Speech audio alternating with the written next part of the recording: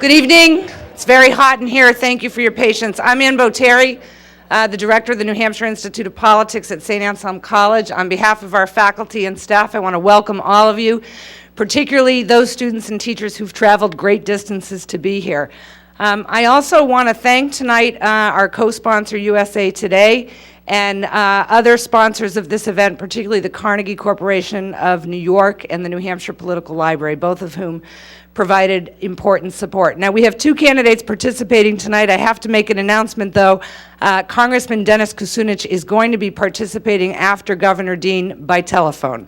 The U.S. House of Representatives has scheduled an important call, and he is in Washington, D.C., but will be on the line with us at 7:30. With that, my thanks again for all of you for being here. I'm going to turn it over to Diane Barrett at USA Today. Thank you.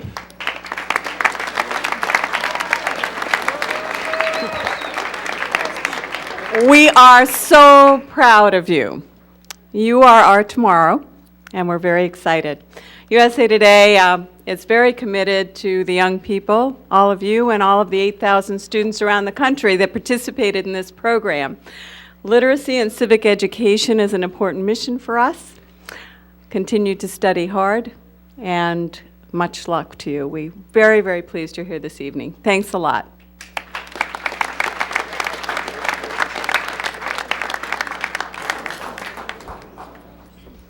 And with that, it is my pleasure to introduce our moderator tonight, John Greenberger from New Hampshire Public Radio, who will moderate the students as they ask your questions tonight. Thanks, John. Glad to do it.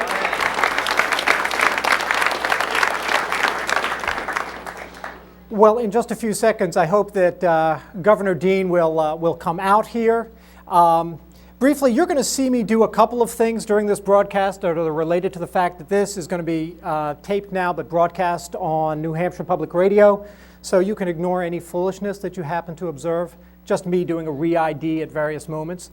We'll ask you to keep your questions brief. Feel free to follow up on your questions if you feel a need upon hearing the answer from the candidates.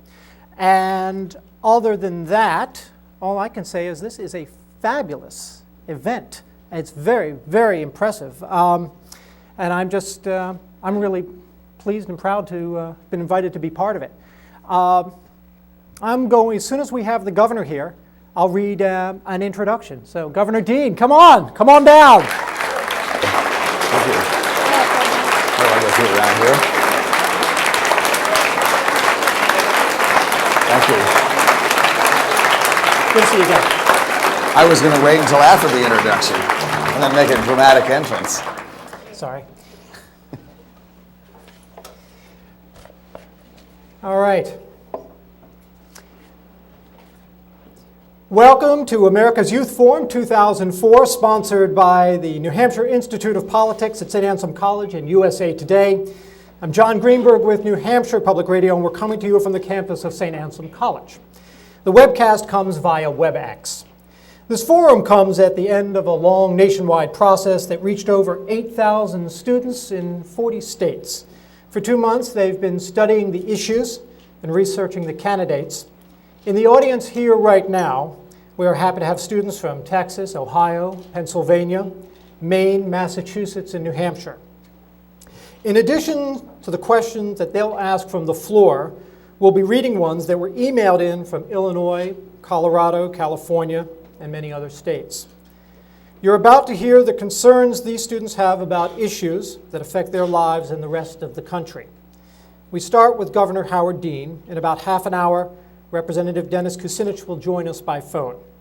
There are a lot of questions, so we'll ask everyone to be brief. Governor, please try to limit your answers to about a minute and a half. Do my best. All right. Welcome, Governor Dean. Thank you. Governor Dean, the floor is yours to make a brief opening statement. Sure, John, thank you, and thanks to Ann Boterri and all of you. I'm going to stand because I can't stand talking to people with my back to them, and that's impossible here, so I'm going to rotate around a little bit. I'm going to talk very briefly, not about issues to open this, because you're going to have lots of questions about issues. What I want to talk about is participation.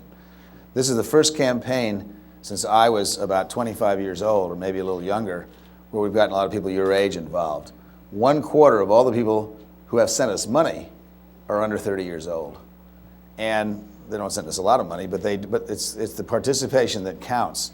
And so what we're trying to do is take back this country for ordinary Americans, and that includes people your age as well, including those of you who are not yet 18. Some of you, I suspect, are in high school and you may not yet be 18, or you may not even be able to be 18 by the time Election Day comes along in 2004. We want your help anyway. You can volunteer, you can talk to neighbors, look us up on the web, deanforamerica.com, learn about us, make up your own mind, but it's really an exciting place. If you were to go up to our campaign headquarters in Burlington right now, you would see almost everybody there who's your age. And this is a whole campaign to reinvigorate the country. This is the first generation, this is the first time since 1960 where there's going to be a huge generational change, and your generation is going to put the next president of the White House. Let me just close by saying this. People criticize people your age a lot because you don't vote. 32% of people your age vote. But the truth is, 68% of people your age participate in community projects, cleaning up the environment, helping seniors, doing something for tutoring, doing something in your church group, doing something for other people. So it's not like your generation is not interested in your community. The reason you don't vote is because we don't give you a reason to vote. And this campaign is going to give people your age a reason to vote again. So I'm really happy to be here, and I'm ready for your comments, questions, and rude remarks if necessary.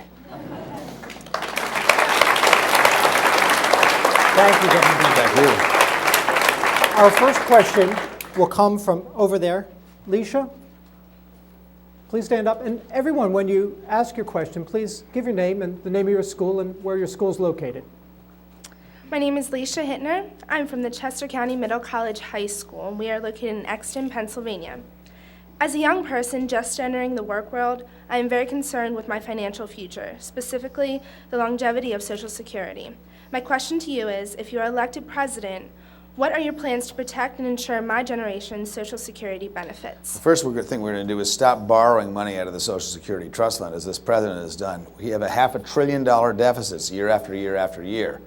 We got to go back to balanced budgets, because balanced budget means money that's supposed to go to the Social Security Trust Fund does go to the Social Security Trust Fund. Secondly, Social Security is actually not in that bad shape. We don't have to make a lot of changes. A better economy will improve Social Security because it means more people will be working and more people will be paying payroll taxes. So Social Security, contrary to what most people your age believe, will be there if we have a government that doesn't try to privatize it, doesn't try to cut it, and doesn't try to fiddle with it, and that is willing to put people back to work by maintaining a strong fiscal discipline, which this administration is completely unable to do. All right, thank you. Thank you. Our next question comes from over on this side, from St. Anselm College. Who is first? Hi, my name is Angela Soroy, and I'm a student at St. Anselm College here in Manchester, New Hampshire. And the U.S. is responsible for 20 to 25% of the global greenhouse gas emissions, and yet we haven't been a leader in making efforts to reduce these emissions or in other ways to address the problem of global warming, as shown by the Bush administration to withdraw from the Kyoto Treaty in 2001. As president, would you ratify the Kyoto Protocol as it is currently designed? If not, what changes would need to be made to the treaty in order for it to be ratified by your administration? I think we ought to take a different approach than the Bush administration has to the Kyoto Treaty. The Bush administration sort of threw it aside and said, this is a job killer, we're not going to deal with it. It's not a perfect treaty, and there are some changes, but we have a responsibility to find a way to sign Kyoto, and let me tell you how to do that. The reason it's not a perfect treaty is because developing countries don't have to do anything. And there are some major countries like Brazil and China which put significant amount of pollution in the air that are not required to change that. That was a flaw in the treaty. Here's how I would change the treaty.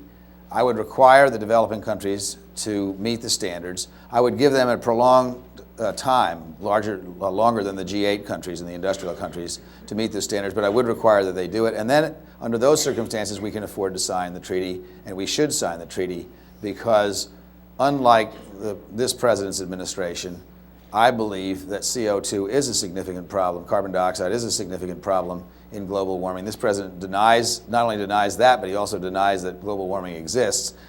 Pretending that facts don't exist, that they're inconvenient, is not appropriate for running a business, a family, or a country. And that's why I think President Bush needs a nice long vacation back to Crawford, Texas.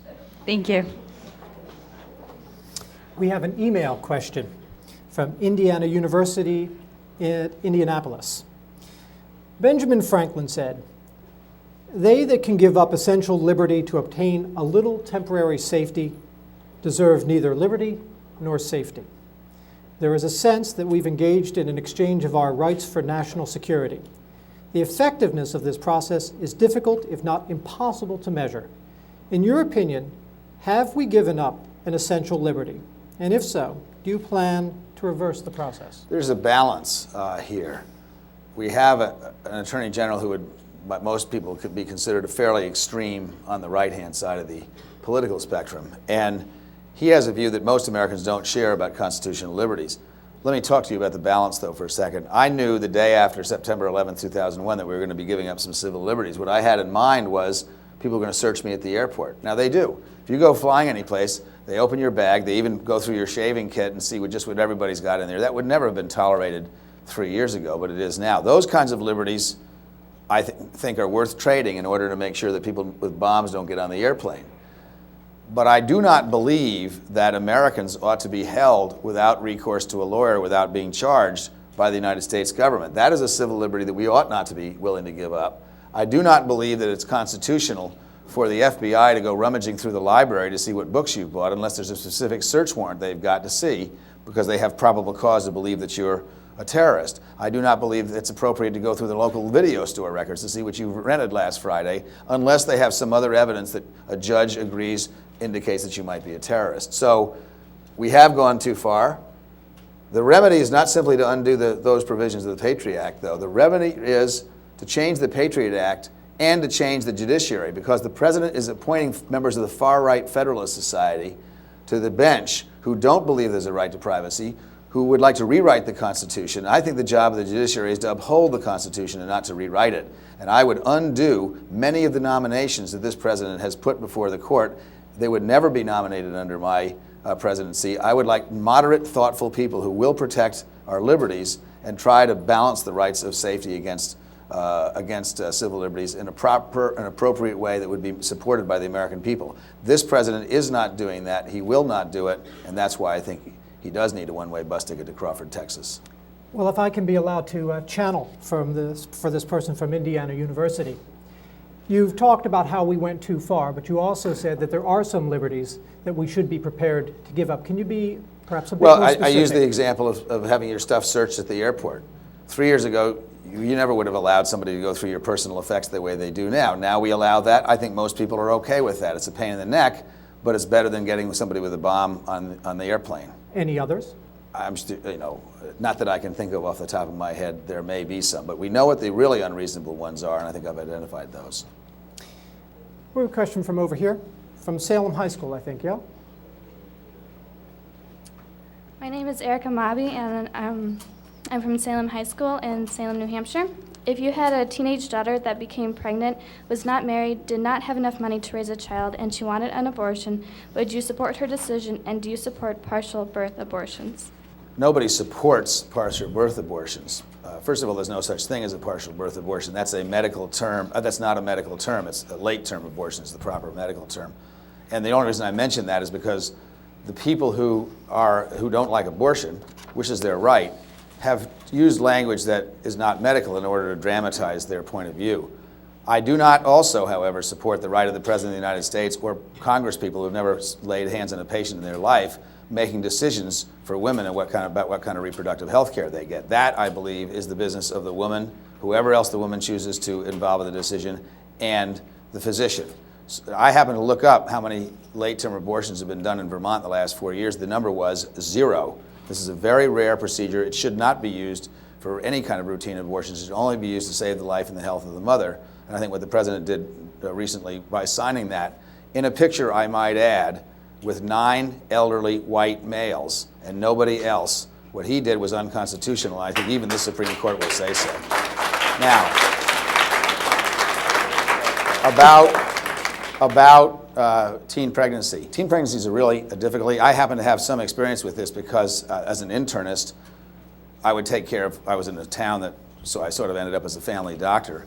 And several times in my career, a young teenager would come and be pregnant, and I would be faced with what to do. And here's what I think about this. First of all, I don't like parental notification laws because I always think it's important for parents to be involved, always. And whenever someone would come to me, I would say, look, let's tell your parents, because I usually knew the parents, and they'd be upset, and we'd talk about it for a long time, and then usually either they'd tell them or they'd say, I can't face this, could you tell them? So I would. And of course the parents were upset, but they always wanted to do the right thing for the kid. But there was one case where there was a 12-year-old girl who came in, and pregnant, and I suspected the father of her child was her own father. Turned out that wasn't true, but I suspected it was true. And if there had been a parental notification law, I would have been forced to make the phone call to the parents or have somebody else do it. That's why parental notification laws are no good. Parental notification is the proper thing to do. It's good medical practice. But when you pass a law to which there's no exception, what happens is the one time you really think it's a bad idea is the time that something really, an awful consequence happens. So I really, really feel strongly as a doctor that we ought not to be allowing politicians to practice medicine unless they happen to have an MD after their name. Thank you. Question from over here no, an email question, I'm sorry. Otherwise this really would have been traveling. This is from Chatsworth High School in Chatsworth, California. In the past few years, college tuition has risen 47%, while financial aid has remained at the same level. This leaves a large gap that prospective college students cannot close. What would you do to close the gap between tuition costs and available financial aid? Sure. Let me first say what's happened here. What's happened here is the President of the United States cut 84,000 kids off their Pell Grants in order to finance tax cuts for the wealthiest people in this country, like Ken Lay, who ran Enron. So if you're committed to college education, how about financing Pell Grants instead of tax cuts for the largest corporations in the country? We can do better than we're doing right now. Having blasted the President, let me now tell you what I think we ought to do. I unveiled a plan in New Hampshire about 2 weeks ago, and it does this. We go to 8th grade students and say, we will guarantee that you will have $10,000 each college year in combination of loans and grants, depending on your financial status, to go to college, if you will work hard for your high school career and get into college. Here's how it gets paid back to the part that's a financial aid. You will never pay more than 10% of your income in any year to pay your college student loans back. And after the end of 10 years, your loans are wiped out, whether you've been able to pay them back or not. And if you go into a public profession, a helping profession, such as teaching, nursing, social work, police, fire, early response, first response, you will never pay more than 7% of your income, because what happens now is people want to go into teaching. Not only is the salary low, but they can't afford it because they got $60,000 worth of loans. We're going to wipe that out and make it possible for everybody to attend college. And we're going to start in the 8th grade talking to kids so they understand when they're going through high school that there is a future for them. Because I think a lot of the kids that end up dropping out of high school are kids who don't believe their parents have any money to send them to college. They don't want to impose the hardship on them. We want to make it clear that every kid's going to be able to go to college and not going to struggle, especially if they become a teacher or one of those professions that we really need. They're not going to struggle to pay their loans back, and there's going to be an end of 10 years, at which time their loans will be canceled. Well, if I could, in a sense, ask a follow-up question to an audience who ought to be familiar with those numbers. Does what Governor Dean just said, does that resonate with you? Does it ring true? Show of hands if it seems to make sense, or if you're... Which part? I'm sorry. It was hard to follow? You could come up to the mic and... I guess my response to you with that is, so it's wonderful that after 10 years, if you haven't been able to pay your loans back, that they just kind of vanish into thin air. But what does that do? Does the government then pay for it? How does that not increase our deficit? Like, it just, that money isn't just going to vanish. Sure. Let me tell you how we pay for it. We're going to get rid of all the Bush tax cuts, every dime of them, because most of the Bush tax cuts went to people who make millions. The average tax cut for 1% of the population was $26,000. The average tax cut for 60% of the population was $300. My guess is that your parents who may have gotten a $300 tax cut would gladly give it up if they could help afford to pay your college tuition a little bit more, which has gone up 47%. So we're going to get rid of $3 trillion worth of tax cuts. That gives us a lot of money. It gives us money for health insurance for every man, woman, and child in America. It gives us money to fully fund special education, and it gives us the $7 billion that we need to quadruple the size of AmeriCorps and to pay for this program that I just laid out to help you pay for college education. And then there's still enough left over to begin to balance the budget. The tax cuts were grossly irresponsible. Everybody loves tax cuts, but the truth is the president wasn't candid with the American people about telling them the choices that you were making. When you get a tax cut, you've made a choice. You've chosen to put $304 in your pocket instead of funding Pell Grants or funding veterans' health care. I think the American people were sold a bill of goods. I think these tax cuts have been tough on us. I'd rather use it to balance the budget and help kids go to college. Can I follow? Please Sure, do. if you give us your name, too. Okay. Well, here's my problem with that. So and much here's for your my name. question. My name's Jennifer. I'm sorry. Jennifer Frank. I'm from the University of New Hampshire. Those people who got the most money back from their tax cuts were the people who worked for it. I mean, just as my parents, who only make $40,000 combined, people who got the most money in the highest tax bracket, they work just as hard as my parents, or I believe that they do. So why should those people be expected to give their hard-earned money to fund me going to college? The president would like you to believe that they worked hard, just as hard as your parents, but here's the truth. Here's the truth. If you make $40,000 a year, you work for that money. If you're making $1 million a year, you work for some of that money, but some of it is in estate taxes, estates, some of it's in dividends, some of it's in unearned income. The president is removing all the taxes on unearned income while your taxes are actually increasing because your parents' property taxes went up through the roof in the last 2.5 years because the president cut back on funding that went to schools, so your school boards had to make up for that. The president cut back on funding that went to local police, so you had to make up for that in your property taxes. So ordinary Americans really didn't get a tax cut. They got a big tax increase, but the people at the top who made the millions of dollars who you think should get a tax cut, they're not paying taxes on income that they didn't earn. It comes to dividends and estates and inheritances and things like that. This is a matter of fairness, and I don't think that this president has been fair to the American people. And the bottom line is, I think most Americans would gladly pay the same taxes they paid when Bill Clinton was president, if only they could have the same economy they had when Bill Clinton was president. I'll concede. Well, you're listening to America's Youth Forum 2004 from the campus of St. Anselm College in Manchester, New Hampshire, and we're speaking with Governor Dean. We have another email question for you, this time from Marquette Senior High School in Marquette, Michigan. Many people believe the situation in Iraq is a mess right now. What would you propose to improve matters in Iraq for both Americans and Iraqis? It's interesting because tonight you have two of the candidates who opposed the war in Iraq and thought we shouldn't have gone there in the first place. And I'm one of those, and Dennis is the other. But since we're there, here's what's going to have to happen. The truth is we can't leave. It's irresponsible just to pull out, and here's why. Iraq was not a danger to the United States when we went in. The president simply wasn't telling the truth about that. But they are now, because there was no Al-Qaeda in Iraq before, but it's likely they're there now, and that's who's blowing up buildings and shooting at us. Not all, but some of them. If we leave tomorrow with no replacement troops and no order, it's likely that Al-Qaeda will set up shop in Iraq, and that will be a major national security emergency for the United States. So here's what I want to do. And it's interestingly modeled on what the president's father did, because the president's father was pretty good at international relationships. The president's father, when we were in Iraq before, which I supported the Iraq War and I supported the war in Afghanistan. I don't, the first Gulf War. I do not support this war because I never thought that America had a real interest in this. Saddam was a horrible person, but there are a lot of horrible people in the world. That doesn't mean we spend $166 billion getting rid of them. Now, here's the solution. We need to bring 100,000 foreign troops, which first President Bush had, into Iraq, preferably from Muslim nations and Arabic-speaking countries, because we need to turn this into an international reconstruction, not an American occupation. We're not going to save money doing this, but we will save American lives, and we'll give the Iraqis a better chance of having a successful transition to a democracy.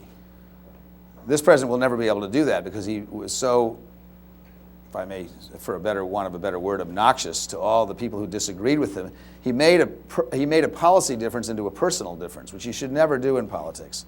And if you disagreed with him, he said all kinds of unpleasant things and insulted the countries, literally. And therefore, they don't want to help us out of Iraq. They're sort of a glee in some ways that we're not doing very well there.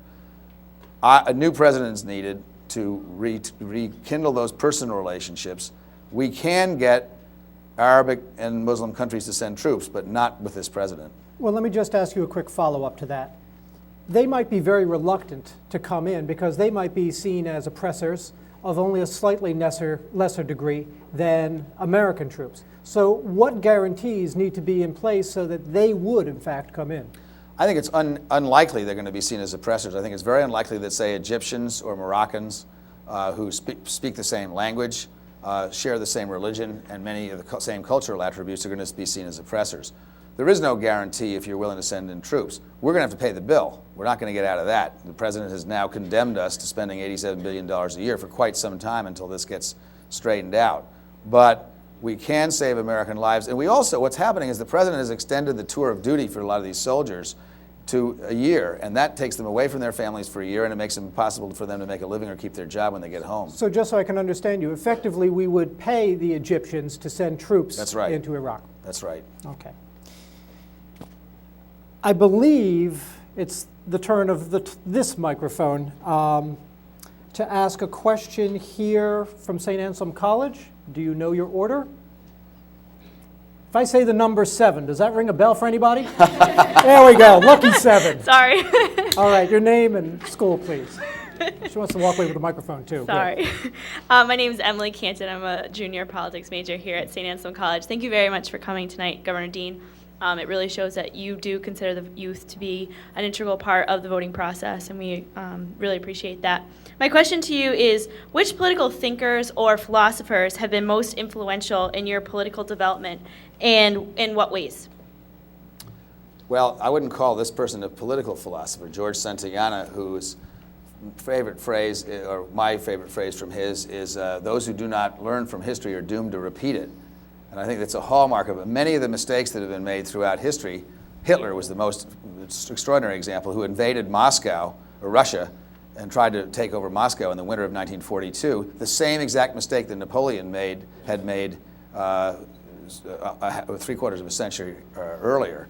Those kinds of, if you don't pay attention to what the lessons that history teaches you, you will repeat those mistakes, and that's certainly one of them. You'd have to say Locke and Rousseau and their dynamic argument about the nature of men and therefore what the nature of government should be, certainly had some influence on my political thinking. The honest truth is, the president who influenced my thinking the most is Harry Truman. There's no high philosophical content there. The basic philosophy is, if you have a tough decision to make it, and don't worry about the polls, because eventually good policies make good politics. Thank you.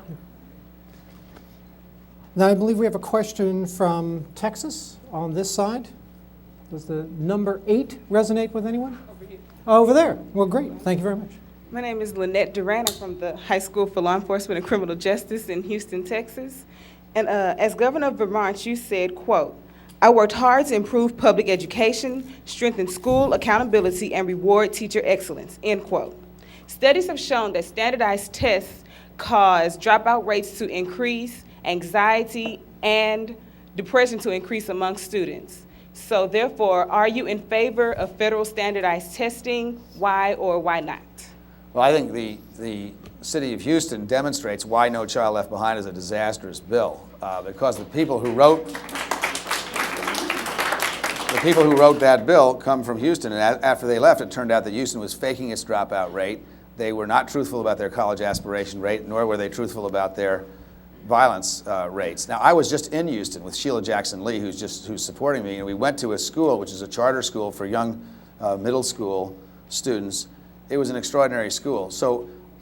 And it was an extraordinary school because you had very dedicated leaders and dedicated teachers. And what I think about education is local people do it smarter than the federal government does because they understand what's needed. I'm not against standardized tests, but I'm very much against high-stakes tests. I think it's a big mistake. I think what you do in Texas is you have a standardized test, and if you don't pass, you don't graduate. Is that right? Yes. That's a big mistake, I think. I think it should be up to local school boards not to make those decisions if that's what they want to do. But here's why I think high-stakes testing is bad. Standardized testing to judge how a school is doing is not so bad, but to judge how a kid is doing is a big mistake. Some people are going to be really great at math, and they're going to be terrible at language arts. Some kids are going to be great writers and great artists, and they aren't going to be able to hardly put any math together. Now, I think it's up to local people to figure out if that child should graduate from school or not, because not every kid is good at everything, and standardized tests don't measure the really good parts of what education is all about. And they force teachers to teach to the test. That, with a good teacher, that's a disaster, because good teachers inspire people by teaching what they know and what they believe, and they know how to bring out the best in their kids, and that's all disappears if you have to teach to a standardized test. So I'm not against measuring schools. I believe in accountability. I think No Child Left Behind is an unmitigated disaster put together by people who did not understand education, no matter what their credentials were. And if it's important to have, quote unquote, highly qualified teachers, then I think it ought to be important to have highly qualified bureaucrats and politicians who are going to oversee them. All right, I Do you have have a follow-up, though? Yeah. Okay. If you could keep it brief, because I think we're running short on time Okay, here. I want to ask about funding being based on standardized test scores. That is incredibly dumb. That's the dumbest thing I ever heard. And the reason it's so dumb is because, okay, now you have the school which has low scores. That school needs more resources, not less, and this backwards-looking bill takes money away from the very schools that need it the most. This makes no sense. This administration has no idea what to do about education. I am shocked. I actually just got off the phone with a group of teachers because they're going through an endorsement policy process, and I'm trying to get them to support me. And the stories about No Child Left Behind, what they're doing to good school systems, is appalling. And the sooner we get George Bush and Rod Page out of office, the better off schools are going to be in America. Okay. Thank you, Governor. We may have only enough time for one more question, so thank you. Hi, my name's Jessica. I'm from the University of New Hampshire. And recent discussion and passage of campaign finance reform legislation has reignited the debate on the connection between campaign contributions and influence in policy process. What steps is your campaign taking to ensure the transparency of contributions, and how, as president, you will work to ensure that money and policy remain separate? Our campaign is campaign finance reform. We raised 3 times as much money as every Democratic candidate in the race last time. Big deal? The big deal is that 200,000 people gave us $77 apiece. And the way we plan to beat George Bush is to ask 2 million people for $100. That gets all the special interest money out of politics. There's a few people who wrote $2,000 checks, but there's no special interest. The president's getting his money by going to big titans of industry and saying, can you raise $100,000 for me? So they go to 50 friends and collect $2,000 checks and give it to the president. Seems to me that when you do that, that corporation is going to have a lot of influence on public policy. We're not doing that. We're asking people like you for $25. We're asking people who are a little older than you who are working for $100. That doesn't influence policy. That's how campaign finance ought to be run. What I'd really like to do is have public financing of campaigns based on large numbers of small donations, instant runoff voting, which means that you get to vote in a runoff when you choose a second and third place candidate of your choice as well, and spending limits, so that we don't have what we see now, which is if you accept campaign finance reform and public financing today, you're limited to spend $45 million. The president's going to have $200 million because he opted out of the system, and that's not going to work. Public financing is dead unless we change it, and I think we do need to change it, and I think our campaign is the example of how it ought to be changed. Okay. Governor Dean, by my clock, it's about time for us to switch over to one of your competitors. Mm-hmm. I'd like to give you 30, 45 seconds to wrap up right now, if you'd like. Sure. Thank you for your help, your generation, collectively. What we believe is that if you respect voters, they'll respect you. We actually treat voters as adults, which most people don't do. I believe that you have a responsibility. I'm not here just to ask for your vote, and I'm not here just to ask for your money. What I'm here is ask you to participate, to do what you're doing. Not just come to this forum. I'm here to ask you to go home and tell your friends. Tell your friends, if you like me, if you like Dennis, tell your friends. Get them to come out and vote. Get them to go to caucuses if you're in a caucus state. This is the first time since I was your age that you're going to have the opportunity to change America. When I was your age, we had a movement. It took us 6 years, but we changed the foreign policy of the United States and we changed presidents.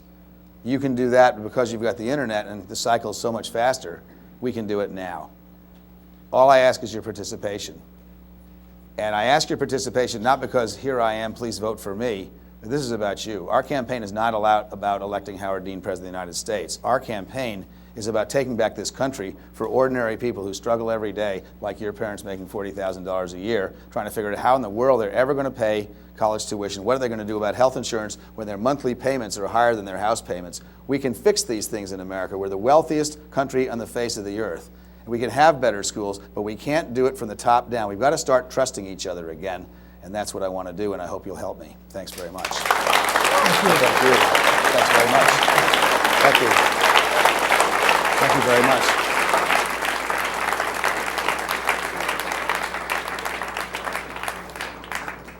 So what's going to happen now is they're going to bring in basically kind of a big speakerphone. Congressman Dennis Kucinich was the first candidate to commit to coming to this forum. Well,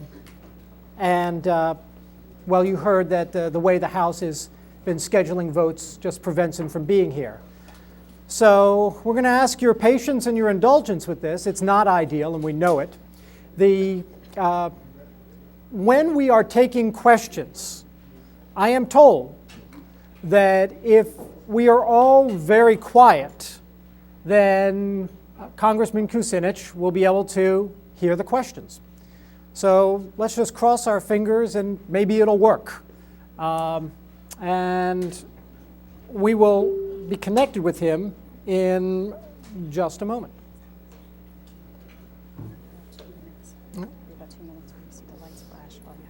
Okay. At the risk of us sort of getting carried away, we've only got about 2 minutes here, but I'm wondering, any reactions from you right now? You don't have to go to the microphone. From Governor Dean. We'll go through this some more after we're done asking questions of Congressman Kucinich. Any reactions? Any surprises? Did you feel that he answered your questions as fully as he could within the time allotted? Yeah. I have a question. How many of you plan to, are able to vote in the election? Did the information you got from Governor Dean in any way, do you think, might influence your vote? Yes? Well, I'm sorry, you spoke too loud, so I'm going to ask you to explain yourself, sir. I thought he seemed very knowledgeable. He seems like he has an agenda. He wants to push this country in a certain direction. And basically, I was impressed by the fact that he showed up here, and the fact that he's the only candidate who showed up, but the fact that he made a direct appeal for our votes. And I was especially impressed with his plans for college finance and dealing with the working class in America. Yeah, good. Do you go to Dartmouth? Yes. Yeah, well, college finance would probably appeal to you. College finance would appeal to me. Right. Are we ready to go? And we'll do the best we can. Congressman, thanks for joining us. This is not ideal. We appreciate your being here. Well, I appreciate a chance to be here, if only telephonically. The House of Representatives is in session tonight and tomorrow, and there's a number of key votes, and I'm a member of Congress as well as a presidential candidate, so I'm doing the best I can to try to keep obligations for both the Congress and the campaign. All right, well, we understand. Bear with us as we sort of fool around and adjust levels to deal with feedback. And if any time you don't hear a question, then just ask us to repeat it. We will, okay? And I'd say that's likely to happen because the audio is not the best, but I'm very grateful to have this chance to participate in this forum. All right. People in the room, if you can't hear his answer, you'll just have to wave your hand and let me know and try to get my attention. Congressman, we'll test out this system one way. You're entitled to a brief introductory statement, something on the order of a minute or so. So would you please just take opportunity of that right now? Yes. I'm running for President of the United States because I believe that we have the ability to change the world, and we need to do that right now. That the world is becoming a place of great violence with wars breaking out everywhere, and if there's one proposal that embodies what my candidacy is about, a proposal that is one of optimism and a positive approach towards changing things. It's one to create a cabinet-level Department of Peace, which seeks to make nonviolence an organizing principle in our society for domestic policy as well as international policy. And on a domestic level, that Department of Peace would deal with the issues of child abuse, spouse abuse, of violence in the schools, racial violence, violence against gays. On an international level, it would deal with working with the nations of the world to try to make war archaic. I just wanted to introduce my candidacy to you to let you know that I come from a place of optimism, a spirited place where I believe that we can work to make this a better world, and I don't think there's any group of individuals who are more attuned to the importance of trying to create a place in the world for peace than young people, because that place in the future, which resides where you will reside, is now being threatened, and I feel an obligation to work to create a new world. So thanks to all of you for this chance to speak to you, and let's go to questions. All right, well, we're ready right here. And here's our first question from St. Anselm College. Could you give your name, please? Yes, I'm Lena Fallon from St. Anselm College. Thank you for being with us via telephone, Congressman Kucinich. The youth vote we're all very excited to have you here one way or another, and we very much appreciate it. My question is, it has been estimated that the Social Security Trust Fund will be depleted by the year 2042. How will you ensure that the fund will be a viable program by the time my generation is ready for retirement? Well, first of all, you should know that Social Security's financial soundness is in fine shape, according to private studies. And this good news should serve as a springboard for benefit improvements, given the faltering private sector retirement plans and the meagerness of personal savings. I want to say that public anxiety about Social Security solvency has been aroused deliberately by scare tactics since the 1980s. Much of the damaging so-called evidence was put together by conservative think tanks supported by major financial institutions who were trying to undermine public confidence in Social Security. And so Social Security right now is rock solid through the year 2041 without any changes whatsoever. And I think that we need to look at the fact that the projections that were made by the Social Security trustees were actually designed to try to weaken public confidence in Social Security, and that it really is very solid. So it'll be there. It'll be there for your grandparents. It'll be there for your mom and your dad. It'll be there for you, and it'll be there for the next generation. Did that answer your question? Yeah. Also, can I just ask you what your opinion is on the privatization of the Social Security Trust Fund? Well, I'm totally opposed to it, and I'll tell you why. First of all, keep in mind that the privatization means you basically turn Social Security's resources over to the stock market. And the stock market is a bet. It's not a sure thing. Social Security has paid benefits to seniors since its inception without any interruption at all. And as a matter of fact, an argument could be made that Social Security as an investment has been just as solid, if not more solid, than the stock market. And so I think that we need to reject any attempt to privatize Social Security, and if anything, we need to make sure that retirement security for all of our seniors, for your grandparents and your parents, is strengthened. You know, right now on Wall Street, there's a lot of people that have lost their retirement because of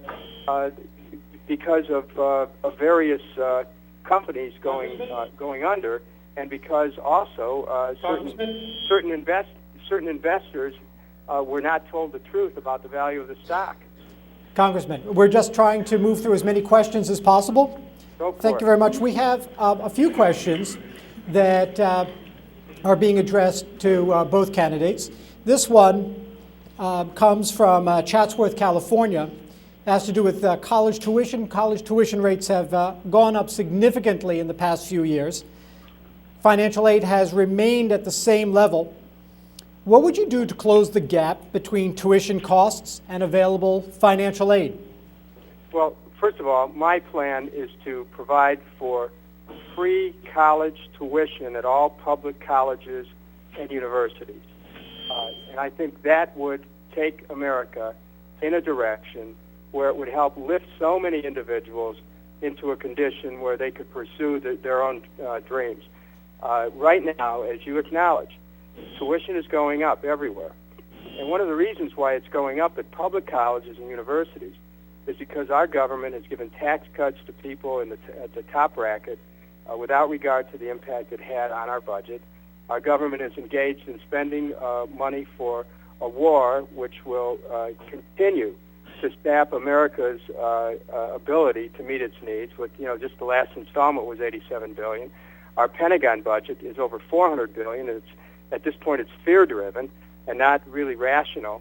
And so my administration will change the priorities of the country and create a fund which will make it possible for every young person who wants to go to a public or college or university to go tuition-free. We have a question now from Salem High School. Who would that be? Over here. Please give your name, please. Hello, my name is Mindy Liu, and I'm from Salem High School.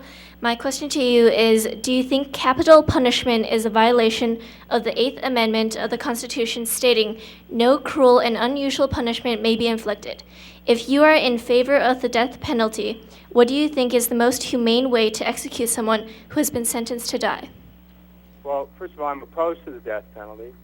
I have introduced legislation in the Congress of the United States to cancel the federal death penalty. As President of the United States, I will use the executive power of the office to put an end to the death penalty. I think that our government needs to look at our whole system of justice and rework it from the standpoint of these kinds of cruel and unusual punishments. And so I will. I'm the candidate who is responsive to this, and will act in a way that will work to end capital punishment. Thank you. Our next question, please, and if you have your name and where you're from. My name's Rebecca Taylor, and I'm from Cape Elizabeth High School in Maine. And our government class was wondering, are there any situations in which you think we should support non-democratic regimes? Well, we don't have the right to determine the leader of any country. So I guess the answer to the question is yes. And to elaborate on it, the United States cannot force, and nor should we, any country to adopt our type of government. We need to create a world where we can peacefully coexist. And I think through peaceful coexistence, we can show people that democracy is a path that they ought to consider. But it's not something that we can force on anyone. So as president, I would work to create a world where nations could coexist, even if they had a different way of looking at the world. It's so important that we create a world where people find a way to work together. Are you happy with that answer? Yes, thank you. Thank you. Another question here. My name is Jane Hirsch. I'm a student at St. Anselm College in Manchester, New Hampshire. And Congressman, my question to you is, which political thinkers or philosophers have been most influential in your political development, and in what ways? I would say that my involvement in politics was affected very much by President John F. Kennedy. As a freshman in high school, I saw President Kennedy inaugurated. And when he said, let the word go forth from this time and place that the torch has been passed to a new generation of Americans, I felt a calling. When he said, ask not what your country can do for you, ask what you can do for your country, I felt a sense of responsibility to help my country. So President Kennedy had a big impact.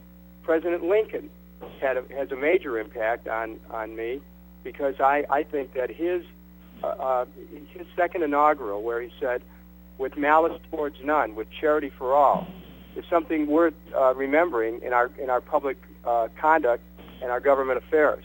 And so President Kennedy, President Lincoln, and also President Franklin D. Roosevelt, who had a lot to do with trying to rebuild America after some very tough economic times. Those are some of the presidents who I admire. Thank you. I just want to remind people that you're listening to America's Youth Forum 2004 from the campus of St. Anselm College in Manchester, New Hampshire. And we're speaking with Congressman Dennis Kucinich. Congressman, this is an emailed question from Helena, Montana, from Helena High School. If you had been president on September 11th, what would you have done differently about Homeland Security? First of all, America has the right to defend herself. And I voted in the vote on September 14th for America to be able to defend itself and respond to September 11th. However, what we needed to do to make it possible for the world and America to come together on this was to reach out to the world community and ask the world community to participate in an effort to track down these terrorists and to use police work, detective work, Interpol, and every means possible, cooperating internationally to give the terrorists no place they could find comfort. In that way, we could have protected our nation much more effectively. I'm concerned that the attack on Iraq in particular has not added to America's security. It's done just the opposite. It's actually a strength in al-Qaeda. So, while we need to protect our country, we also need to be smart in the way that we approach that. I think the invasion of Iraq was wrong, and I think the best protection for our homeland, as they call it, hometown security, is making sure that our police, fire, and emergency medical service have the resources they need to respond to any emergencies which might occur in our communities. So, as president, I would do the following. I would make sure that we work with the communities of the world in a cooperative effort to track down anyone who would do our nation or any nation harm, and I would strengthen local communities through providing more resources for police, fire, and EMS. Well, your answer leads right into an emailed question from Marquette Senior High School in Marquette, Michigan. Many people in Iraq believe the situation in Iraq is a mess. What would you propose to improve matters in Iraq for both Americans and Iraqis? Right. At this moment, actually a month ago, I put on my website at kucinich.us a proposal for the United States to bring our troops home. The United Nations must be approached with a new resolution. Keep in mind that the UN was very much upset with the United States going it alone in Iraq, that we ignored the UN inspection process. I want the United States to work with the world community. And in doing that, I think we can get the UN to participate in helping get United States troops out of Iraq. So my proposal is to have the UN handle the oil on an interim basis for the Iraqi people, the contracts in Iraq for the Iraqi people, there be no privatization in Iraq, and then have the UN develop the cause of governance in Iraq. And all of this would be handled by that resolution, and then the member nations of the United Nations would commit troops, and we would get those troops into Iraq and get our troops home. I think that's the only way that we're going to bring this to a resolution, because right now the people of Iraq are caught and our soldiers are caught in a deepening conflict. Everyone who watches is aware that the struggle is intensifying. More people are dying. There's attacks on villages that are destroying a lot of homes there, and we need to stop this cycle of violence. And the only way we can do it is to get our troops out of there, get the UN in, and help to create a context where the Iraqi people eventually can take over their own affairs. But I feel very strongly about bringing our troops home, and so I'm for ending the occupation as quickly as possible by creating circumstances to bring the United Nations in. A quick follow-up, Congressman. I would say that there are questions as to whether a UN force would be capable of maintaining the peace in Iraq. And there'd also be a very large question of the willingness of countries to participate at all. How would you overcome that? Well, first of all, with countries participating, your question is absolutely right. I mean, the fact of the matter is that given the current U.S. policies of going it alone, of preemption, of unilateralism, of wanting to control the oil assets of Iraq, privatize the country, and control the contracting process, the UN is not going to participate. But my suggestion is for the United States to give up all of that and to go to the UN and say, look, you can handle that on an interim basis for the Iraqi people, and let the Iraqi people take over their own responsibilities eventually, but that as part of the deal, we then ask the member nations to commit troops. The fact of the matter is that under the current circumstances, we are in a stalemate. We'll be there God knows how long. But with my proposal, we can get out, and it'll create, it'll break up what is really resistance that does exist, as your question implies, in the United Nations. The UN is capable of asking its member nations to provide troops in sufficient numbers to come into Iraq, but it won't happen until the United States takes a different position, and that's what my presidency will bring about. Thank you. Another question. Yeah, my name is Jennifer Frank, and I'm from the University of New Hampshire. And Congressman, my question to you is, recent discussion and passage of campaign finance reform legislation has reignited the debate on the connection between campaign contributions and the influence in the policy process. What steps are your campaign taking to ensure transparency of contributions, and how, as president, will you work to ensure that money and policy remain separate in your administration? Well, first of all, my whole career has been one of political independence. All campaign contributions are accessible through the web. They're on the Federal Election Commission website.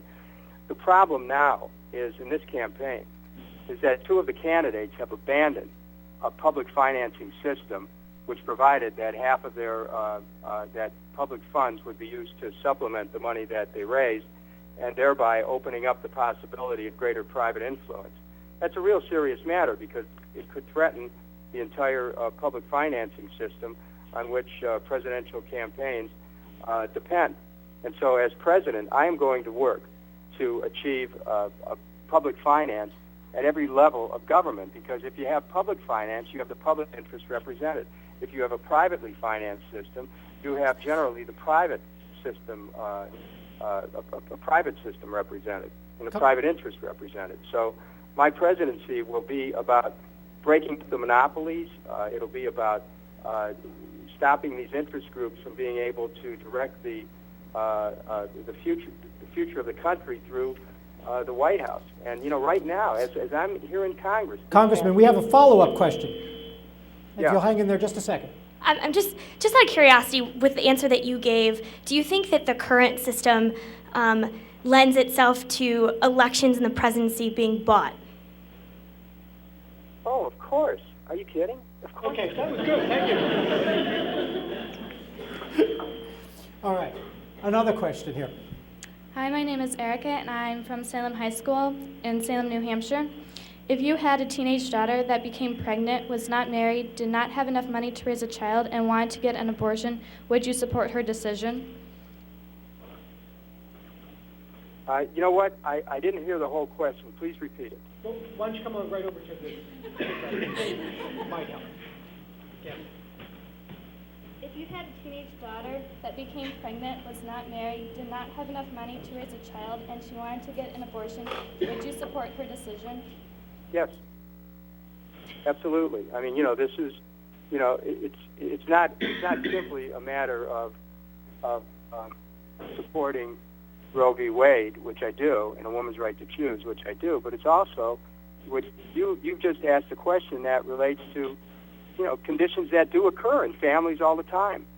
And when families, when a child, the family, or if my daughter, and I have a daughter, needed that kind of help and assistance, I'd be there at her side to make sure that she received the help that she needed.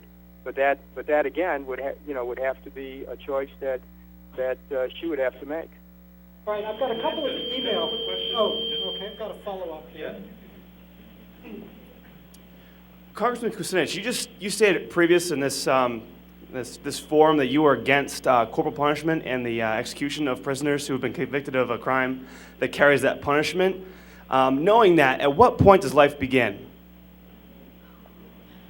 Well, there's a legal question that is something that the Supreme Court has really dealt with in terms of fetal viability.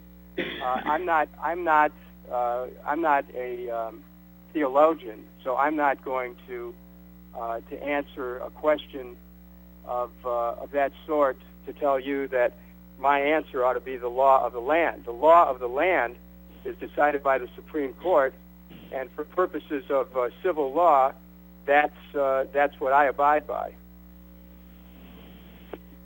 All right. Without objection, I'll see if you can answer these questions briefly. I'll give you the first one.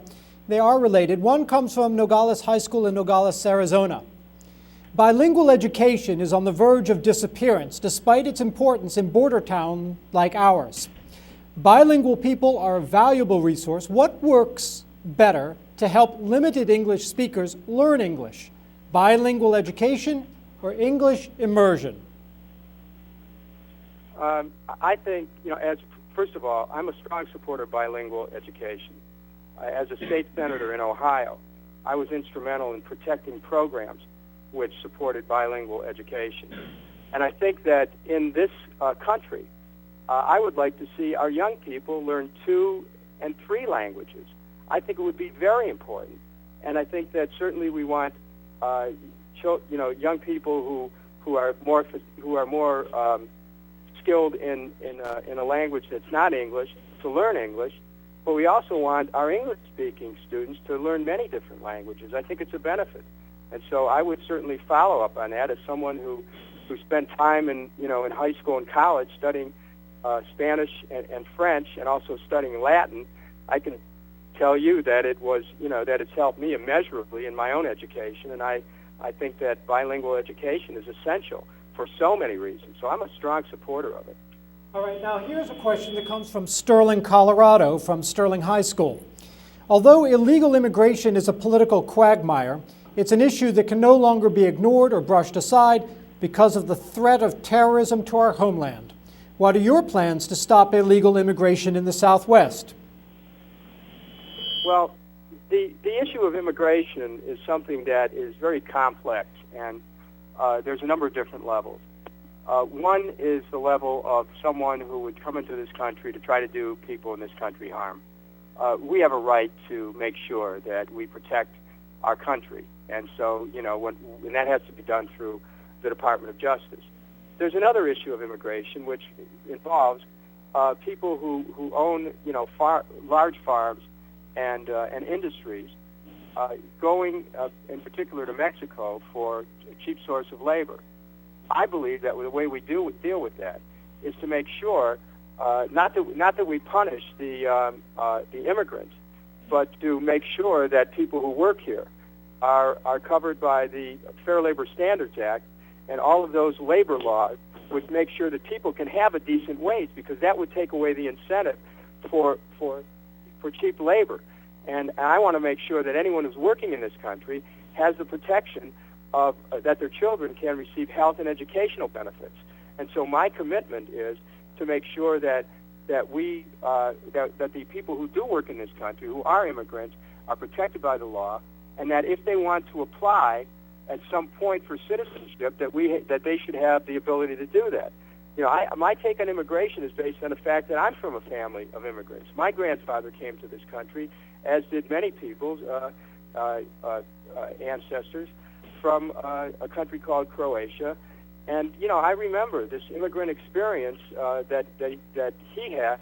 And when I think of America, I think of a nation of immigrants. So I want to make sure that people here who work, who have jobs here, are not going to lose their jobs because of corporate policies that try to exploit labor from other countries. But I also will tell you that, we have right now jobs that are being outsourced to other countries where people aren't even coming here, and they're taking our they're taking our work because of strategies of corporations. So there's a number of different levels to this immigration question. Thank you. We have a question here from the floor. Hi, my name is Elizabeth Middleton from Dartmouth College. Congressman, are you in favor of standardized testing and why? And if not, what is your plan to ensure that the quality of education is improved and maintained? Okay, I didn't hear the first part of your question. Could you repeat it? Are you in favor of standardized testing and why? And if not, what is your plan to ensure that the quality of education is improved and maintained? Look, I'm not, there might be a limited amount of standardized testing, but what I reject this test-based approach to education, which is forcing our young people to be just test takers so their schools can get funded. I think that is not a productive way to advance education. I think it helps to diminish creativity and turns our children just into test takers. I reject that approach to education. As president, I intend to create an educational system with the help of educational philosophers and psychologists and teachers and students and parents, which will help to unlock children's creativity, which gets into arts education, which helps to develop the person, the individual, to the fullest. And it's not going to be just done through test taking. There are certain professions where we need to have standards and people need to be able to demonstrate proficiency. We all understand that. But our whole educational system has, I think, gone a little bit extreme, or a lot extreme, on this issue of standardized testing. And there's no such thing as one size fits all in a growing democracy with so much potential. And I see the potential of each person as being unlimited, and standardized test practices where education is geared to that really limits individual potential and limits creativity and, frankly, limits the future potential of the nation. Congressman, we're basically out of time. If you'd like, you've got the opportunity to take 30, 45 seconds just to offer a few closing remarks to all of the people here. Yes, I hope, first of all, thank you. And I hope that by my responses you'll see that that for the most part I'm in tune with many of the concerns of young Americans. My spirit is kind of a spirit rebellious, someone who challenges the system, is not satisfied with the way things are, and is ready to try to create a world where peace is inevitable, not war. Which is why I reject any effort to try to create a draft in order to feed a growing appetite for war. It's why I focus on using the resources of this country to have universal college education where everyone can go tuition free. It's why I work to build strong neighborhoods and as president will work for housing and jobs and health care as well as education and to work to clean up the environment. We could create a new world. And you, the young people of America, are part of that. So if you're interested in helping to join this effort, please go to my website at kucinich.us and help us. Join our efforts. My candidacy is not about trimming around the edges. My candidacy is about fundamental change, and I welcome your involvement in it. Thank you so much. Thanks to St. Anselm, to the local stations, and to USA Today for this wonderful program. Thank you, Congressman.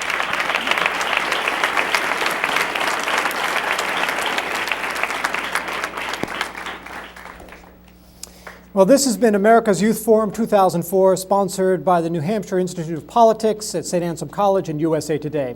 Generous support also came from the Carnegie Corporation of New York. I'm John Greenberg with New Hampshire Public Radio.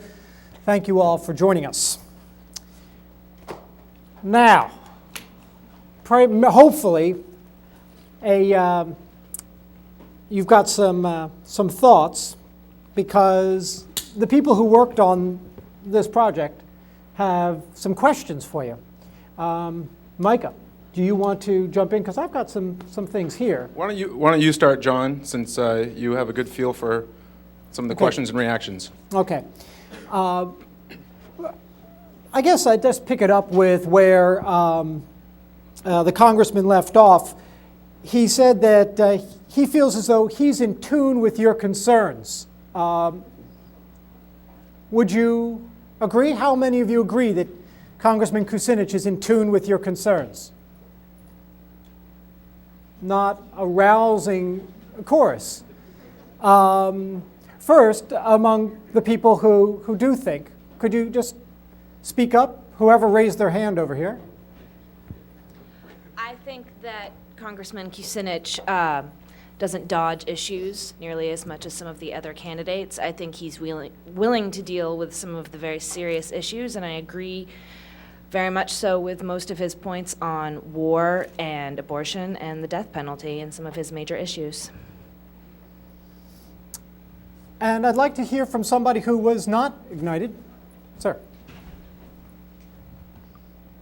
Well, I wasn't ignited mostly because I just felt like Kucinich didn't conceptualize or was not like as candid as Dean was. I came here pretty much impartial to both candidates, and as I listened to Dean, he conceptualized the things that, say, like the Bush administration did in a way that I had thought about when it was happening, say, like tax cuts. Like I thought tax cuts would, like the $300 my parents were getting back from the tax cuts were something fishy about that. And I thought what Dean was saying was I thought prior what Dean told me, and the way he conceptualized those things made me feel like, yes, you're in tune with what with the youth and what we're trying to do with our lives, because at this point in our lives we're just trying to better ourselves. But for in terms of Kucinich, yes, he didn't dodge the issues, but at the same time I feel like he didn't answer that many questions. Sure, we can do a little debate. I just think that Dean and other candidates tend to focus on the flaws of other candidates, whereas Kucinich focuses on, he's forward-thinking, and he talks about what he is going to do rather than focusing on so-and-so did this and that was bad, and so-and-so did this and that was bad. So, I guess we've got a response over here. When Governor Kucinich talked about making the education free for college tuition for state schools, I was impressed with that, but I was kind of confused because he didn't explain where the money would come from to pay for that. I wish he had covered that because it obviously can't be free. No. I'd just like to respond. You said that Dean and the other candidates focus a lot on the flaws of other candidates. I didn't hear Dean talk so much about the flaws of other candidates, but I thought he adequately addressed the flaws of the current administration, and I think that's a necessary thing that he needs to do in his campaign. Obviously, if he's going to supplant a president who's up for re-election, he needs to identify the current fallacies of this administration, and I thought he identified those well. I guess over here. Oh, I'm sorry, her over there. Okay. And then we'll go on to him next. Go. I just wanted to say that I don't think any one presidential candidate or any of the presidents we had in the past have been perfect, but I do think that the only way that they can address the issues is pointing out the negativities of what's going on now. And like I said, nobody's perfect. And the fact that Dean, well, I'm for Dean actually, and I think that Dean is trying. And personally, I talked to him, and the fact that I think eye contact is mostly important with me because it's like you're really wanting to know what I feel, what I'm thinking, and where I'm coming from. And I think Dean is really trying to do that, and I think that he's really in tune with us. And I think Governor Kucinich, my only problem with him is I'm really religious. I'm a religious person, and the fact that he wasn't as clear on as I thought he should be about the abortion, because he made a statement saying that my opinions aren't the law of the land. His opinions might not be the law of the land, but they will have an impact because Congress and the Senate, everything will act on what he would like to do as far as this nation is concerned.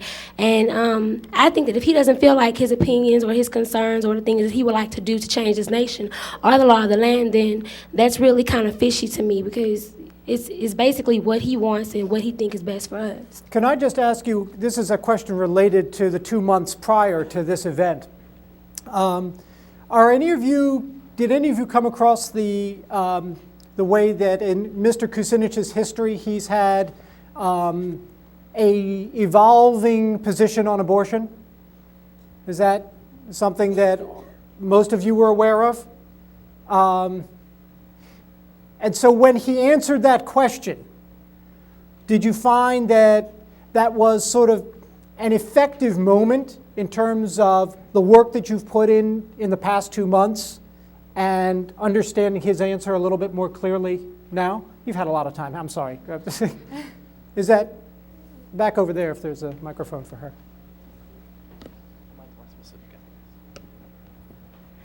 It seems to me as though Kucinich, he has voted pro-life in the past. And when he was here on campus, we had lunch with him, and we addressed this issue of abortion and his pro-life stance and where he stands now. And it seemed that he was very in tune with the fact that most people see alternative methods to abortion as best, such as birth control or educating teens about pregnancy and giving counseling to pregnant teens and stuff like that. But he also demonstrated this kind of need to fit in with being a Democratic presidential candidate and not really being able to show his true pro-life side. So I think that the impression I got from this today was that he would really favor things besides abortion, but as it is now, he has to go with the pro-choice side. But I also think that what he said about his daughter is right on target, that he would stand by his own family member, and that's a good value that we should purport.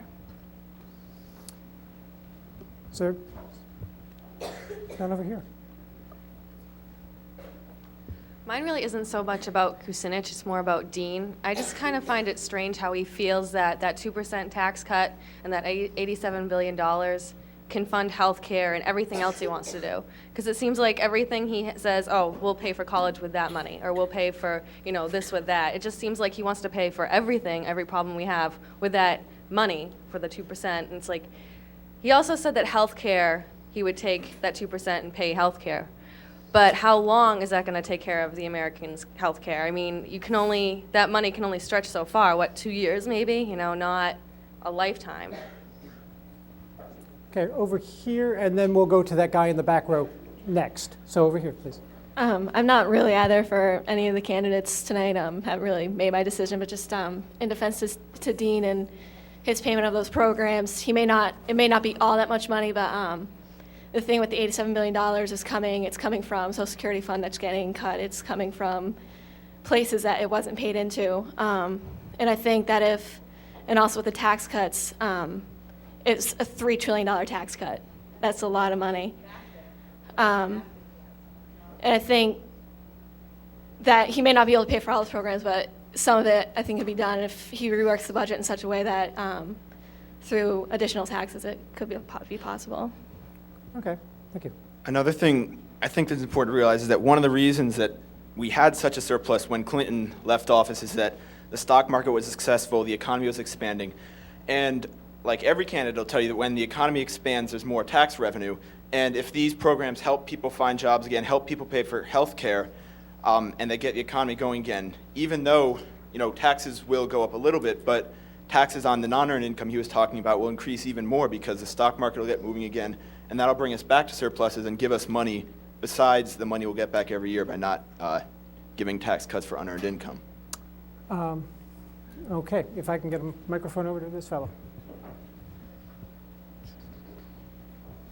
I just want to say that the two most important things for me in a candidate are electability and experience. While I like both the candidates personally, I don't think that either one of them have it. But I had a question. I had a question for Dean. Unfortunately, I didn't get to ask him for it.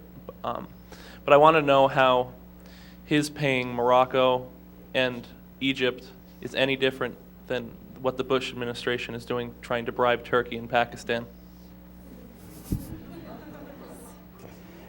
I have a question here. How many people, because I think we're probably going to have to wrap this up fairly soon. You've been very patient, and those seats can't be all that comfortable.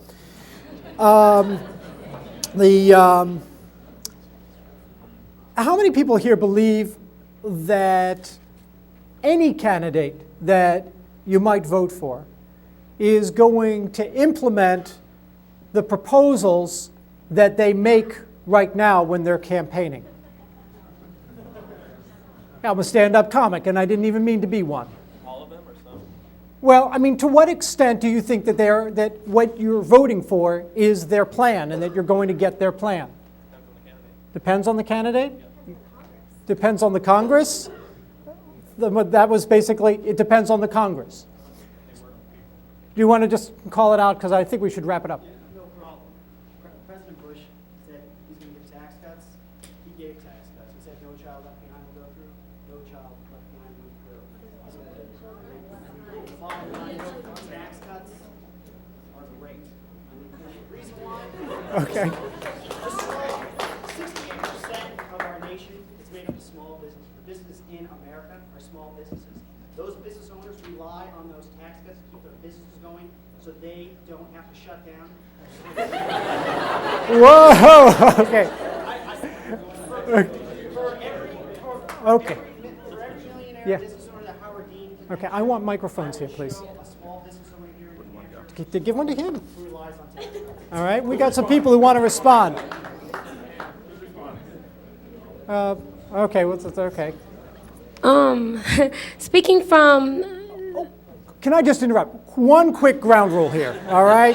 Just we will maintain decorum, one person speaking at a time, and so forth. You've been great so far, but this is obviously going to get energized, and I just want to go with that. Sorry, go ahead. speaking from the state where No Child Left Behind Act was implemented, one of the first states, I'm saying that Bush, he had this No Child Left Behind Act passed, then he abandoned it because there are so many high schools or schools in Houston, Texas, and just Texas all around that have gotten the, you do bad on testing, your school loses funding. You do good on testing, your school gets funding. And it's causing more schools to be more into the poverty, in the poverty sections and everything. And the socioeconomic status is just ridiculous. And I believe that any candidate who, all their proposals or whatever they do while they're campaigning, I don't think they're going to implement all of them because it's not possible, because nobody is completely liberal and nobody is completely conservative. I mean, I think it just depends on Congress and what you think will be best for the nation. Okay, over there quickly. I think the real issue for small business is not necessarily tax cuts, but I think it's healthcare because it's nearly impossible for small businesses to cover their employees with adequate health insurance. And so I think unless the government addresses that, you're not going to see, okay. Wages are going to stay stagnant because every increase in profits will go to pay for increasing healthcare costs. And so I think if you give people a choice between tax cuts and healthcare, they're going to want healthcare, and small businesses who want to look out for their employees and give them wage increases are going to want healthcare too. Okay, I just want to jump back to the original question, which was, do we believe that any of these candidates are going to implement the actual policies that they tell us in their campaign? And the reality of that situation is it's a fallacy to say that they'll be able to implement any of them. And I think that right now Bush's situation is very unique. For the first time in, could be ever, I know it's a very long time, you have both a Republican president and a Republican Congress. And if you look back and you take away all of the parties from it and whether or not I'm Republican or Democrat, Clinton had the exact opposite situation. He was very, very liberal with a very conservative Republican Congress, and I do believe the government shut down.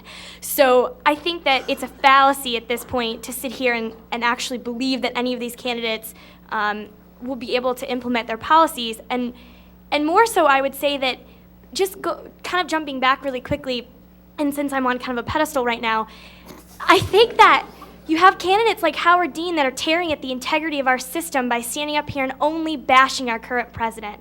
Yes, our current president has made mistakes, as any politician will, but what does it do to the integrity of the political democratic system in our nation when our complete campaigns are based solely on attack ads? And I think that Dean is the forerunner in that, and that is just absolutely, it's atrocious.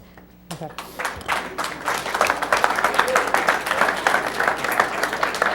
By the way, just in terms of the use of the term attack ad, how many people here remember the Willie Horton ad? Somebody over here remembers the Willie Horton ad, all right? The Willie Horton ad was a vicious attack ad that actually didn't last all that long, but it was an attack ad, which associated Governor Dukakis with a African American who was on release from prison and committed a heinous crime. That's an attack ad. There is room within our form of political discourse today for people to say, this is my policy disagreement. So I just, from my perspective, I think we need to be careful about the use of the word attack ad. Hey, and believe me, there's lots of negative spin going around. That's all I would say. I'm sorry, go ahead. To respond to the question about healthcare, the gentleman across the room actually was saying that businesses are interested in healthcare. Businesses are made, their interests are to create profit for themselves. They're not really interested in healthcare. So by cutting taxes, you're not actually really helping them create healthcare. I mean, all they're interested in is revenues. So that really doesn't help us as a country create a national healthcare system. Okay. All right. I'd just like to respond to this lady over here's comments really briefly. And I'd like to say that we live in a free democratic country, and one of the best things about our country is freedom of speech, and that people internally in our government can disagree on issues openly.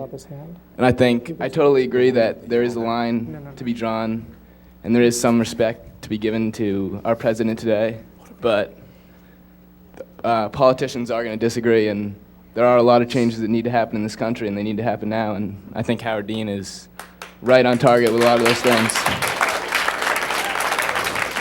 Okay, question over here. Well, I went to several countries in Europe over the summer, Denmark, Norway, Scandinavia. Those countries have universal health care. The government pays for the health care. We don't have that sort of thing. And in Denmark, you not only have that, but you also have free education, which is paid for by the government. I'm not so sure about that, but I'm pretty sure, I know they have free health care. And if we can get free health care over here, like Dean is suggesting everyone in America getting health care, I think that would be a great step for our country. Thank you. Question, statement over here. I guess my response is in response to the young lady's statement over there. When so much is wrong with the American presidency, when 42%, I think about 42% of polled voters say that they specifically will not vote for Bush in the upcoming election. There's no way that they'll vote for Bush. I think Dean is doing a really good job by playing to that. I think that's something that he has to do. Over there. I'd have to say, before going back to the question on whether or not we think they'll actually implement the plans that they say they will, I'd have to have more information, because both candidates said, well, we'll be getting money from here and this will be free, or we'll be able to do this for free, but they're not actually giving us their plan or what they intend to do to get that done. So before I could say, well, yeah, he will definitely implement this plan, I want to know what exactly this plan consists of and where he's coming from on that. I'd like to say that with this whole policy process, it's a big dynamic, all right? The things that he says, I hope will come true, because they all sound real great. But, I mean, you know, with the Republican Congress, which is probably what's going to happen, he's probably not going to get everything done. And in response to the person who says he's been to Denmark, in Denmark, it costs $8 for a gallon of gasoline. In Denmark, people in Norway pay 20% of their entire income in taxes. Okay, if we did that, our country would be absolutely destroyed. Okay, I'm not an economist, but, you know, it's just not working for the United States of America. Nothing but love for Denmark, but come on. Okay.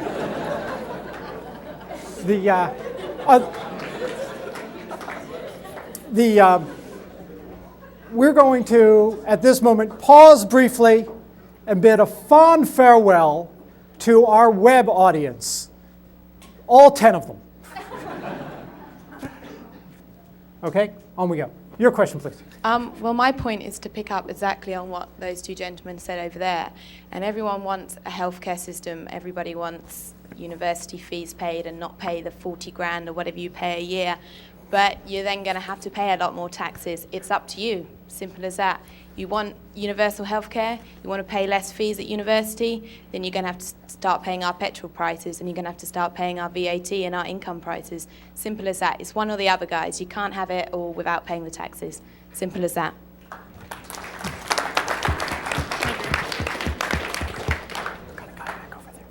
On going back to the healthcare issue, I agree completely with what the girl from England, I would imagine is where she's from, said.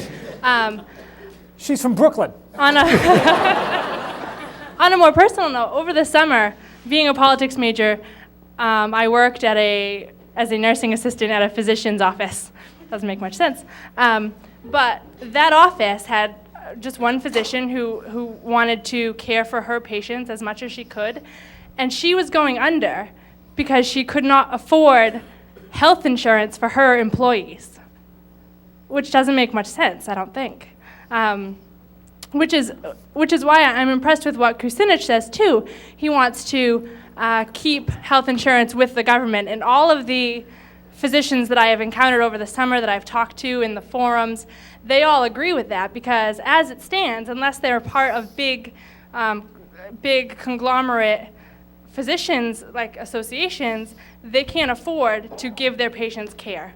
Also, I'd like to say that I don't know what happened to the idea of universal compassion for people and having a general responsibility towards everyone else in the society. I don't think that the term general welfare applies to the individual, but more to everyone, and I think we've lost that somewhere.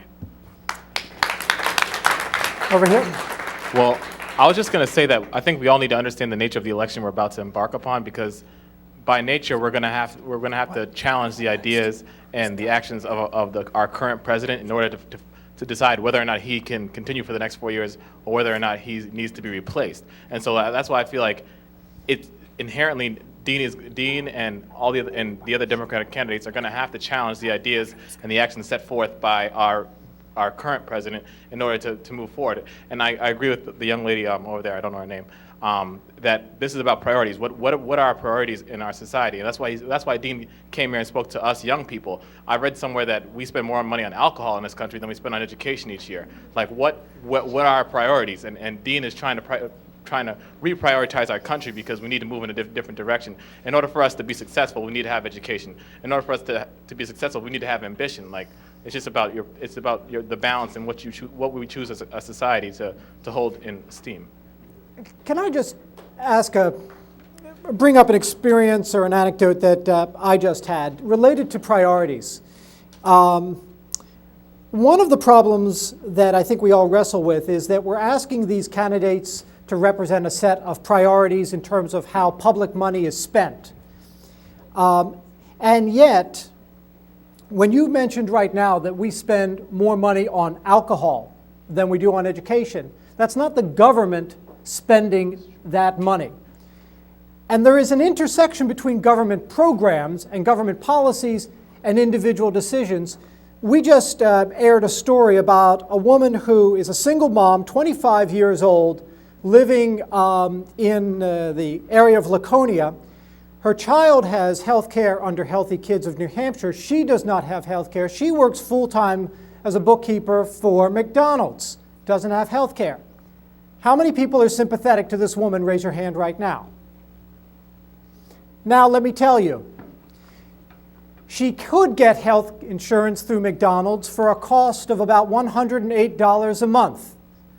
The car payment on her 2000 Chevy Blazer is $300 a month. How many people are just as sympathetic to her situation right now? That depends, honestly. That depends. But she is making a choice. That's true. She is making a choice. And if you set up a government policy to say that regardless of your individual decision about the priorities that you set for yourself, you're going to receive a certain amount of assistance, then you might be taking her opportunity away to make a meaningful choice. Even if we look at it and we say, my God, she made the wrong choice. And I find that complicating.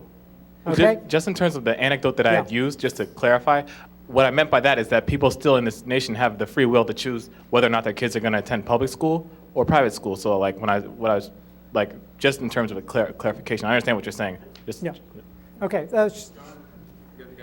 Oh, sorry. Go ahead. Sorry. That's okay. I actually just want to say two quick things. About the whole negative ads thing. If someone thinks that George Bush and his $250 million plus is all going to go towards positive ads, they're crazy. And my second thing was, and I would like to make straight that I will support Dean if he gets the nomination and work hard for him, but he talked about how history should be a lesson to people, and I wish he talked about this, but I think that I wish he answered how, if you look back in history, the two people that campaigned on the platforms that he is campaigning on, the anti-war and the raising of taxes, were slaughtered in the general election. And I just really wish that he had talked about that, because I just think we have to imagine if we could have, I mean, for the liberals and for the Democrats in here, what if we could have stopped Ronald Reagan from having a second term? And I think that is the most important thing here. Thank you. We're going to take one last comment, and then we're going to wrap it up. Oh, it's a lot of pressure, the last comment. No, I'm just going keep back it brief, to... you know. Okay, yeah, done. Going back to the last comment, I think it's a sad state of affairs when we have to make a woman whose job it is at McDonald's have to choose between health care and being able to get to work, being able to have a reliable car to take care of her child, bring the child to health care. It's unacceptable to live in a country where you have to make choices like that between health care, which is a fundamental human right to have health care. It's ridiculous. Fair enough. The end. Thank you all. I hope you found it useful. I don't know what they're going to do in terms of evaluation of this program, but I hope that you thought it panned out for you.